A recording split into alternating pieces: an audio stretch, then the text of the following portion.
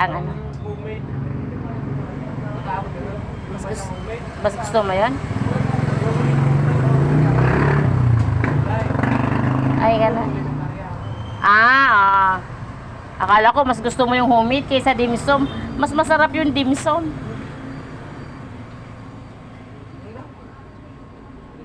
Parang hindi ako nakatikim ng siomai nung ako nag-aaral. Ang lagi lang tinitinda sa amin, pansit, tinomis.